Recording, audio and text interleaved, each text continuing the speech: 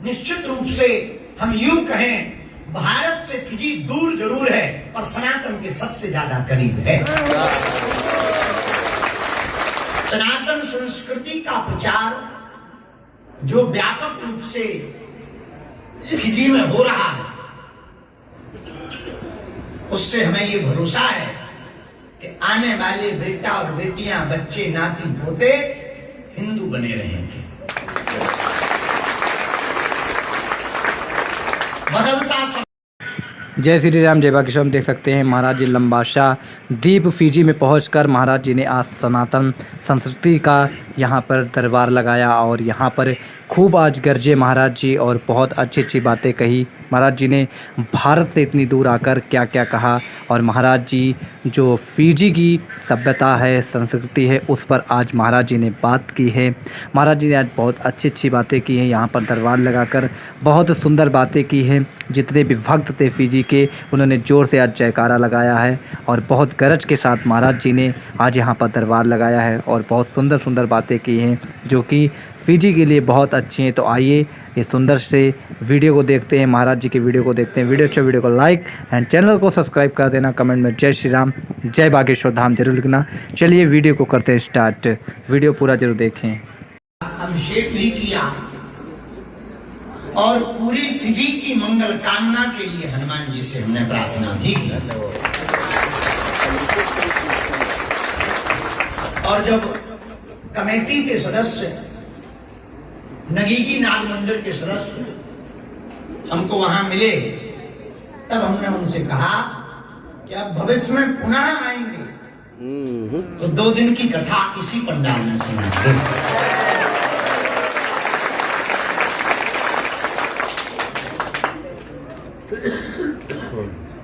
सनातन संस्कृति का प्रचार जो व्यापक रूप से फिजी में हो रहा है, उससे हमें ये भरोसा है कि आने वाले बेटा और बेटियां, बच्चे, नाती पोते हिंदू बने रहेंगे। बदलता समाज, मीडिया का जमाना, संगत की खराबी बच्चों को बिगाड़ रही है। अपनी संस्कृति और संस्कृत से बच्चे दूर हो रहे हैं। पर हम लाखों करोड़ों बार फिजी के सभी मंदिर, सनातन संस्कृति के पुरोधा, गांव गांव में रामायण मंडलियां, माताओं के द्वारा कीर्तन आदि की परंपरा, मंदिरों की पूजा पाठ की परंपरा, घर के बाहर लगाया जाने वाला हनुमान ध्वज, गांव गांव में बनाए जाने वाले हनुमान मंदिर और होने वाली कथाओं में हिंदुत्व के लिए जो कार्य किया जा रहा है, निश्चित रूप से हम यूं कहें, भारत से फिजी दूर जरूर है पर सनातन के सबसे ज्यादा करीब है। इसीलिए हमको बार बार फिजी आने का मन होता है। उसका दूसरा कारण यह भी है कि आने वाली जो पीढ़ी है वो तुमसे दूर ना हो जाए, सनातन संस्कृति से विमुख ना हो जाए, हट ना जाए, हिंदू घट ना जाए, सनातनी परंपरा मिट ना जाए। इसलिए हम बार बार फिजी आते हैं। ठीक करो भाई, पहले और ठटरी के भाई पहले जैसा कर। पैसा नहीं मिल रहा तो इसका मतलब ये थोड़ी कमाई खराब कर। राम राम, पहले बहुत बढ़िया था, अब ऐसा लग रहा है जैसे हमें जुकाम हो गया। तो हमको नगीगी नाग मंदिर में, हाँ बहुत बढ़िया, वेरी वेरी थैंक यू, बहुत अच्छा लगा। एक चर्चा पर हम आज उद्बोधन करेंगे और इसके बाद सामूहिक अर्जी लगाकर हमें भूख लगे आई है। अब भूखे भजन ना होए गोपाला तुम्हारी कंठी मारा, बुढ़ापे का शरीर। कल रात तक कथा चली, दिव्य दरबार लगा देर रात तक, वहां जहाँ रुके हैं नेवी में। फिर लेगा लेगा में रुकी, लेगा लेगा से टोका टोका के होते हुए चले आए। टोका टोका होते हुए लेगा लेगा होते हुए, हाँ, और सुबह सुबह रोड से आए और साबू साबू रोड से आए। अभी रास्ते में साबू साबू रोड मिला तो होते हुए डोलते हुए चले आए। बड़ा अद्भुत है फिजी। हाँ, तो बहुत अद्भुत है फिजी। आज की चर्चा को हम प्रारंभ करते हैं। नाग भगवान शंकर को बड़ा प्रिय है, इसलिए नाग देवता, ये स्वयंभू नाग देवता हैं, बड़े प्राचीन हैं। यहाँ से अनवरत पूरे फिजी की आस्था है। पूरे देश के लोग यहाँ दर्शन करने तीर्थ स्थल के हिसाब से आते हैं। एक दो बातें हम भगवान शंकर के बारे में करना चाहें। धन्य है भगवान भूत भावन महादेव। भोले बाबा एकता के प्रतीक है। विविधता में भी एकता है भगवान शंकर के परिवार में। शंकर जी के परिवार में है कौन कौन? पार्वती जी, कार्तिकेय, गणेश, नंदी, स्वयं महादेव। अब भोले बाबा के परिवार पे जरा तुम लोग हिंदुओं विचार करना कि हम शंकर जी को पूजते क्यों हैं, इस पर विचार करो। शंकर जी के एक पुत्र है, उनका नाम गणेश है। गणेश का वाहन क्या है? भगवान गणेश का वाहन क्या है? मूसक, चूहा। और भगवान शंकर के गले में क्या है? नाग। नाग किसका भोजन करता? चूहे का। लेकिन दोनों एक ही घर में रहे।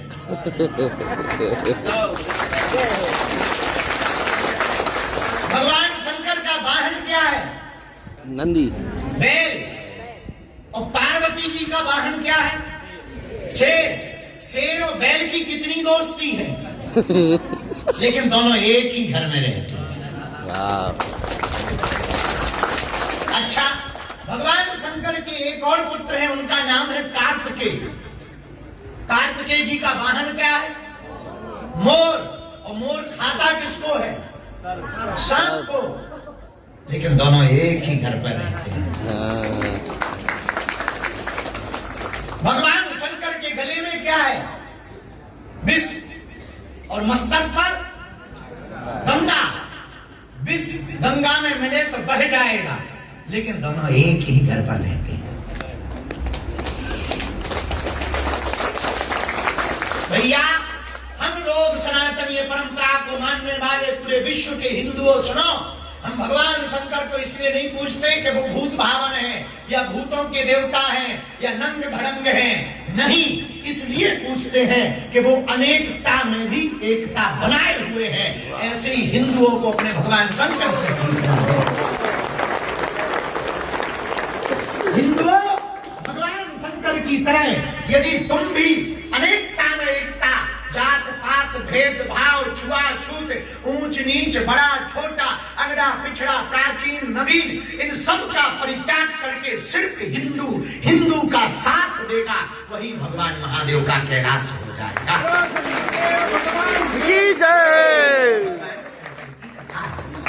भगवान शंकर की शिक्षा है। भगवान शंकर, धन्य महादेव। भोले बाबा कहाँ रहते? कैलाश पर रहते हैं। भगवान का स्वरूप कैसा है? कर्पूर गौरम करुणावतारम संसार सारम भुजगेंद्रहारम। भगवान शंकर कर्पूर की तरह सफेद है। कर्पूर गौरम भगवान।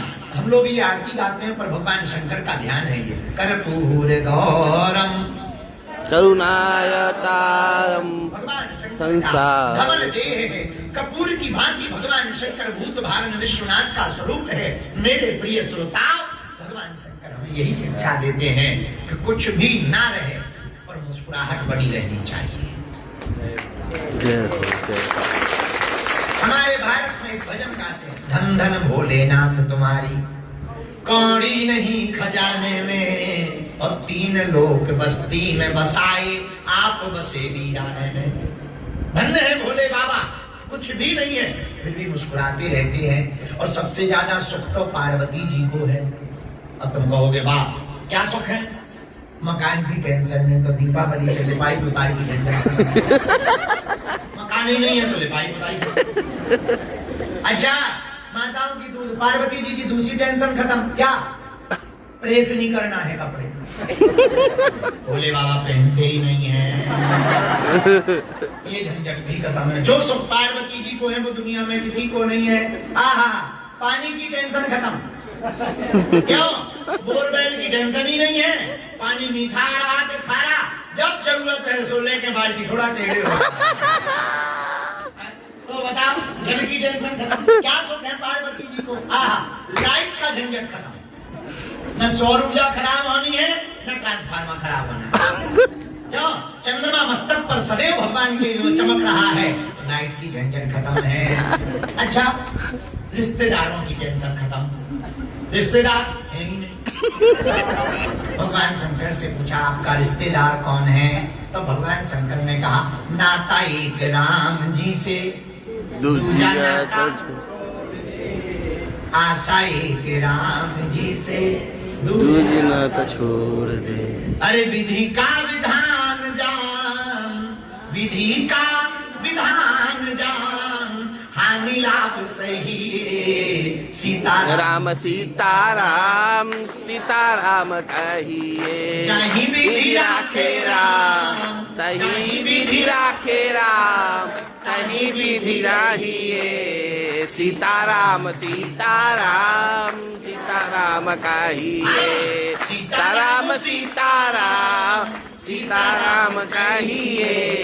जहीं विधि राखे राम, तहीं विधि राहिए। भगवान शंकर के परिवार में रिश्तेदार कौन है, भगवान शंकर ने कहा रामचरितमानस में बाबा ने लिखा, आहा हमारा तो कोई रिश्तेदार नहीं, एक ही रिश्तेदार है। कौन, बोलो बोलो, राम जी ही हमारे रिश्तेदार हैं। कितनी अद्भुत बात भगवान शंकर कहना चाहते हैं कि संसार के रिश्ते वाले तो तब साथ देंगे जब पैसा पास होता, बन जाते हैं लाखों रिश्ते जब पैसा पास होता है, टूट जाता वो रिश्ता गरीबी में जो सबसे खास होता है। जय हो जय हो जय हो जय हो जय हो। भगवान शंकर बोले भैया संसार के रिश्ते वाले तो स्वार्थ से प्रेम करते हैं। सौरे नारे मुनि सबकी यह रीति और स्वार्थ लागी करही सब प्रीति, सब लोग स्वार्थ से प्रेम करते हैं। इसलिए भगवान शंकर बोले हमने रिश्तेदार बनाए ही नहीं, एक ही रिश्तेदार है। कौन, नाता एक राम जी से, दूजा नाता तोड़ दे, आशा एक राम जी से, सनातनीय हिंदुओं यदि हम भी भगवान राम के भरोसे हो जाएंगे, हनुमान जी के भरोसे हो जाएंगे, अच्छा इसका मतलब ये नहीं कि तुम कल ही अपनी रिश्तेदारी तोड़ दो। नहीं, अकेले पड़ जाओगे। रखो नाता, कोई दिक्कत नहीं है, नाता रखो, जोड़ जुड़ाव रखो, पर भरोसा राम जी पर रखो। और आप कहो महाराज ये तो बड़ी कठिन चीज है, आप तो ऐसा कह रहे हैं कि गाल भी फुला और गाना भी गा। ये दोनों कठिन है, गाल फुलाना गाना गाना दोनों कठिन है। आप कोई सरल सा उपाय बताओ। हाँ सरल उपाय है, बताओ क्या सरल उपाय, बहुत सरल उपाय है। पूछो क्या, अरे जोर से पूछो क्या। भैया एक काम करो, तन से संसार के रिश्ते निभाओ, मन से प्रभु राम से नाता निभाओ। लो दोनों काम कर रहे, न तुम्हारी लुगाई छूटेगी, न तुम्हारी घरवाली छूटेगी, न माताओं के खसम छूटेंगे, पति देव दोनों रिश्ते चलते रहेंगे। बोलो सीताराम। बढ़िया चाचा ताऊ मामा मौसी नाना नानी बुआ नाना मौसी और काका पर काका दादा पर दादा जेठ मौसी भौजी ये सब चलेंगे रिश्ते नाते, कोई टेंशन नहीं। पर कहाँ से, तन से संसार के नाते निभाओ और मन से हनुमान जी के हो जाओ, मन से राम जी के। भगवान शंकर यही उपदेश देना चाहते, इसलिए भगवान शंकर जैसा कोई दूसरा देवता नहीं, भगवान शंकर जी जैसा कोई दूसरा देवता नहीं है। अच्छा भगवान शंकर जी जैसा कोई दूसरा देवता कौन नहीं, क्यों नहीं है, जरा सुनो। जो भाग्य में लिखा है वो तो मिलता ही है, और जो भाग्य में नहीं भी लिखा हो वो शंकर जी और हनुमान जी की पूजा करने से मिल जाता है। हाँ। एक बार ब्रह्मा जी नाराज हो गए, ब्रह्मा जी पार्वती जी के पास पहुंचे तो पार्वती जी देख के बोली, क्या बात है ब्रह्मा जी, डिप्रेशन में लग रहे हो, मुंह क्यों लटकाए हो? ब्रह्मा जी बोले, हमारा तो सब काम खराब, क्या हुआ? तुम्हारे पति देव के कारण हम हैरान। तो पार्वती जी बोली, हमारे पति देव, हमारे स्वामी? हाँ हाँ, आपके पति देव, आपके हस्बैंड। क्या बात है? और हमारे पति देव के कारण क्यों हैरान हो? वो तो बहुत सीधे साधे, नाम ही उनका भोले बाबा, भोले से हैं, बड़े सीधे साधे हैं, दिन भर आंख बंद करके प्रभु का ध्यान करते। उनसे क्या दिक्कत है? बोले, बस उन्हीं से तो दिक्कत है। क्या दिक्कत है? बोले, बा हम मर जा रहे हैं। क्यों मर रहे हो? हम इस्तीफा दे रहे। किस बात का इस्तीफा दे रहे? बोले, अब हमें आज से अपनी फैक्ट्री बंद करनी है। कौन सी फैक्ट्री? लोगों को बनाने वाली। क्यों? हम बोले, हमें नहीं, तुम्हारे पति देव से हमें रहा है। अरे कारण तो बताइए। भगवान ब्रह्मा जी बोले पार्वती जी से, माँ हम लोगों को बनाते हैं, उनके भाग्य लिखते हैं कि जाओ तुम्हारे भाग्य में बेटा नहीं होगा, पूरी जिंदगी भर बेटा के बिना रहोगे, लेकिन कोई इनकी पूजा करे तो ये बेटा दे देता। अब बताओ, हमारा वाला गलत हो जाता, इनका वाला सही हो जाता। लोग कहते हैं ब्रह्मा जी तो ऐसे ही है, लोग इनकी पूजा करते रहते, जय जयकार करते रहते, तो हमारे काम में रंगा डालते हैं। हमको फिर बड़ी दिक्कत होती कि जिसके भाग्य में बेटा नहीं है उसको फिर बेटा दो, फिर नया भाग्य लिखना पड़ता है। जब बेटा हो गया है, अब हो ही गया, तो अब ये कैसे मुखाग्नि देगा, कैसे कर्म करेगा, फिर बेटा का क्या भाग्य होगा, फिर पिता का क्या भाग्य बदलेगा, माता जी का क्या भाग्य बदलेगा, अलग से एक वही खाता और इस सपोर्ट में लगाना पड़ता है। इसलिए हमारे पति देव से हैरान है, हमारा इस्तीफा स्वीकार करो। पार्वती जी बोली, टेंशन मत लो, इस्तीफा मत दो, हम पति देव को समझाएंगे। भोले बाबा बैठे थे, भोले बाबा ब्रह्मा जी को बुला के बोले, सुनो हम नहीं सुधर सकते हैं, लोग आना बंद कर दें तभी हम मान सकते हैं। ब्रह्मा जी बोले, लोग तो समझ गए हैं कि एक तुम ही हो जो कुछ भी दे सकते हो, क्योंकि तुम्हारा नाम भोलेनाथ है। तो ब्रह्मा जी से भगवान शंकर बोले, कम से कम एक काउंटर ऐसा तो होना चाहिए जो बिना बात का भी खुला रहना चाहिए, बिना नियम का भी खुला रहना चाहिए। तो सबसे सरल देवता कौन है? भोले बाबा। बोलो बोलो बोलो, भोले बाबा। भोले बाबा। भोले बाबा क्यों सरल हैं? भैया, जो भाग्य में होगा वो तो प्राप्त होगा ही होगा, और जो भाग्य में नहीं भी होगा वो भगवान शंकर से प्राप्त हो जाएगा। इसीलिए भोले बाबा के भगत मस्त मिलेंगे, भोले बाबा के भगत मस्त मिलेंगे, हनुमान जी वाले भी मस्त मिलेंगे। अब आप कहोगे हनुमान जी वाले, शंकर सुमन केसरी नंदन तेज प्रताप महाजगबंधन। शंकर जी ही हनुमान जी हैं और हनुमान जी ही शंकर जी। हनुमान जी भगवान शंकर का 11वां स्वरूप है, 11वें रुद्र अवतार हनुमान जी हैं। इसलिए हनुमान जी कौन है? शंकर। और शंकर जी कौन है? हनुमान जी। दोनों एक ही है। इसलिए भारतीय हिंदुओं, भगवान शंकर से हमें सीखना है, विविधता में भी एकता बनाए रखनी है, अनेकता में भी एकता बनाए रखनी है। अनेक प्रकार के घर में सदस्य रहें तब भी एकता बनाए रखना, भगवान शंकर जैसा कुशल रहना है। अगर तुम्हारी घरवाली गरम है, गुस्सैल है, तुम नरम हो जाओ। अब मान लो गाली बकती है घर जाती, हमको एक लंबा सा गाल मिला, हमको एक बात बताओ, तुम घर बाहर बहुत हंसते हो, घर पे जाते ही मुंह क्यों लटकाते? बोला, गुरु जी बड़ी दिक्कत है। हमका क्या दिक्कत है? अरे बोले, जैसे ही घर पे जाओ तो 50 क्वेश्चन पूछती, कहाँ से आ रहा है? कावा पिया है? कावा पी के आ गए? बोले मुंह लटका, बड़े हंस रहे, बाहर क्या करते? तो हम क्या करते क्या? बोले कुछ नहीं, बाहर हम खूब हंसते हैं, जैसे ही घर पे जाते हैं ताकि उसको लगे कि टेंशन में है। हाँ, ये समझना चाहिए कि टेंशन में है। हमका कहाँ रहे? तो बोले लंबा सा में रहे। तो ठीक है, मचला भी चाहिए, नहीं तो हालत खराब हो जाए। अब ये कोई गुस्सैल हो, एक कोई बहुत गरम मिजाज की हो, तो मैं क्या करना चाहिए? तुम नरम हो जाओ। अब कोई सामने वाला गाली बके, अच्छा तुम एक बात बताओ, कुत्ता तुम्हें काट ले तो क्या तुम भी कुत्ता को काटोगे? कुत्ता तुम्हें काट ले तो क्या तुम भी कुत्ता को काटोगे? और कुत्ता को तुम काट भी लोगे तो क्या कोई फर्क पड़ेगा? कुत्ता बोलो बोलो बोलो, तो कुत्ता काटे तो क्या करे? कुछ नहीं करना है, इंजेक्शन लगवाओ, गली में लौट के मत जाओ, यही कर सकते हो। अब कुत्ता काटे तो तुम, अब देखो भाई, तुम रजनीकांत तो है नहीं कि मच्छर से सॉरी करवाओ। तो भाई कुत्ता एक ही उपाय है, इंजेक्शन लगवाओ, उस गली में लौट करके ना जाओ। एक बार एक शेर जंगल में था, यही लंबा सा,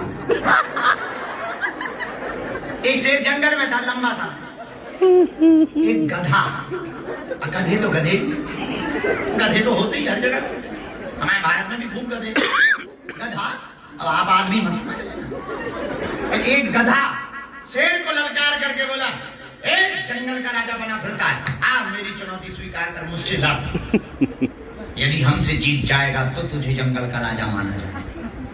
शेर चुप रहा। गधे ने दोबारा चुनौती, तीसरी चुनौती, चौथी चुनौती, एक लोमड़ी नेडी थी, शेर के पास आके बोली, राजा साहब, आपको वो गधा चुनौती दे रहा और आप चुप क्यों हो? बोले, यदि हम गधे से लड़ भी गए तो एक पंजे में गधे का काम खत्म हो जाए, लेकिन अगर जीत भी जाएंगे तो लोग क्या कहेंगे, गधे से जीते, गधे से जीते हो। तो गधे से जीतने में भी हार है और हारने में भी हार है। तो बोले करना क्या चाहिए? और बोले कहीं धोखे से गधा बच गया तो पूरी जिंदगी भर हमारी हंसी होगी कि बताओ तुम राजा बने पर गधे से नहीं जीतता है। तो हार में भी हार है, जीत में भी हार है। तो लोमड़ी बोली, अब आप करोगे क्या? बोले चुप रहेंगे, चुप रहने में ही फायदा है। ऐसी घरवाली थोड़ा खतरनाक हो गए, तेज हो गए तो लड़ने में फायदा नहीं।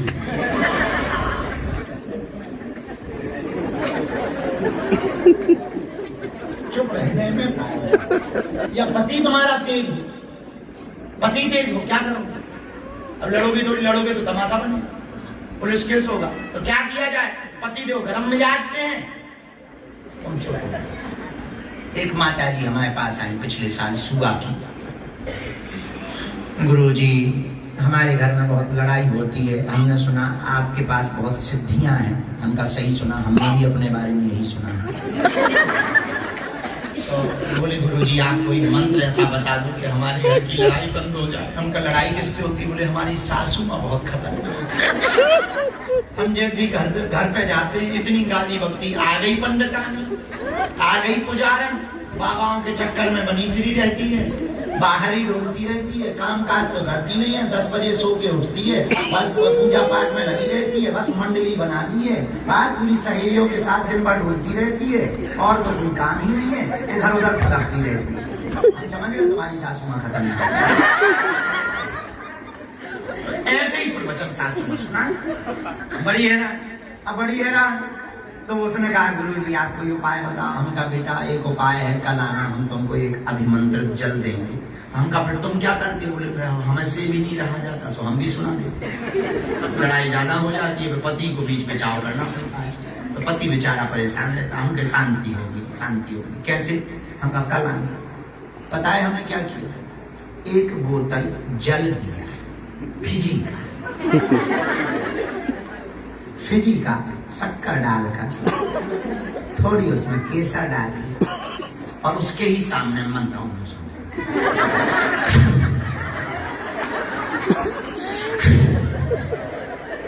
लो बेटी। जी गुरुजी। उपाय?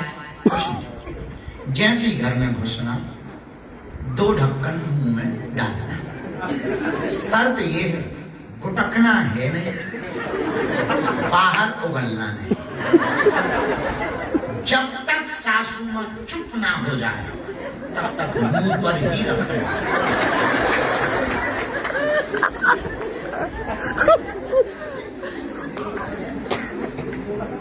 गुरुजी बोले नहीं, मंत्र जब चलेगा।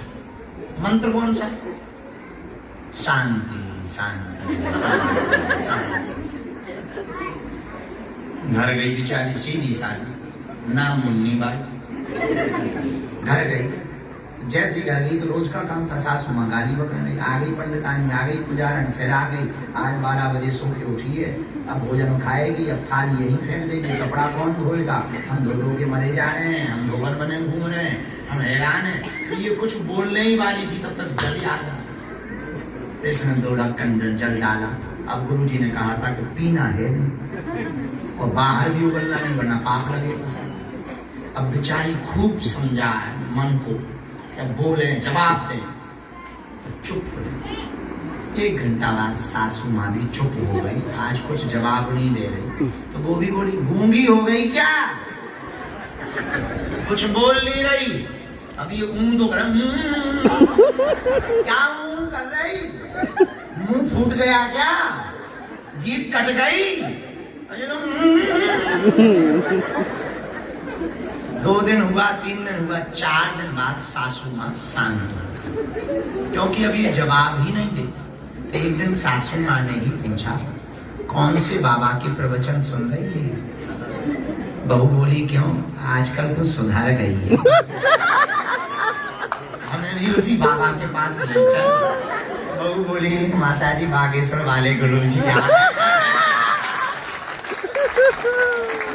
जब हम वापस जाने लगे तो नेडी एयरपोर्ट पर वो फिर मिलने आई, गुरुजी हम जा रहे हैं, आप जा रहे हो, हमें बड़ी दिक्कत। हमका क्या दिक्कत, बोले गुरुजी क्या बताएं, आपने जो जल दिया था मंत्र मारकर वो पूरा खत्म होने वाला है।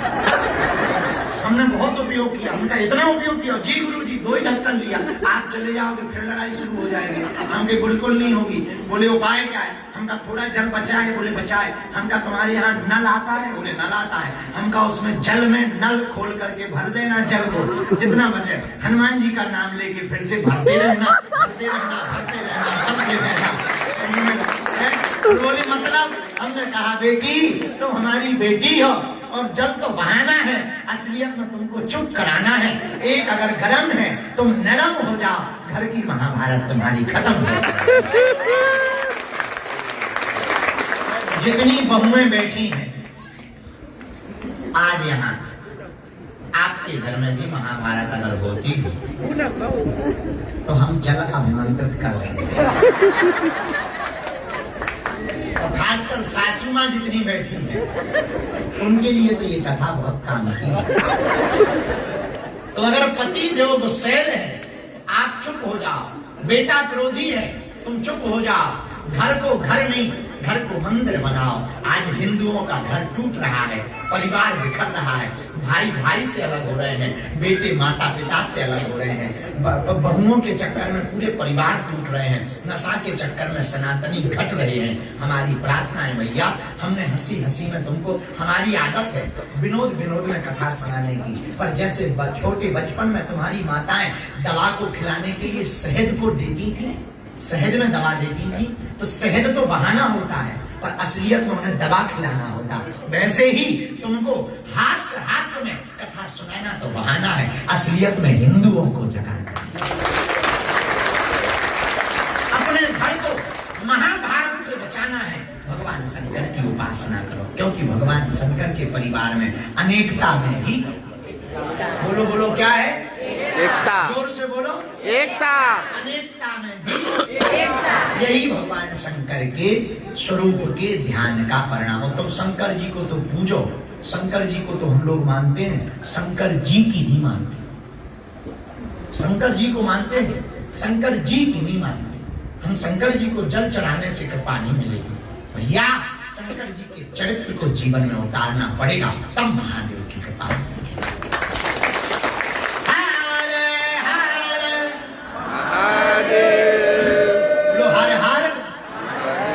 तो अनेकता में भी एकता है, ये सूत्र याद रखना। अनेकता में भी एकता।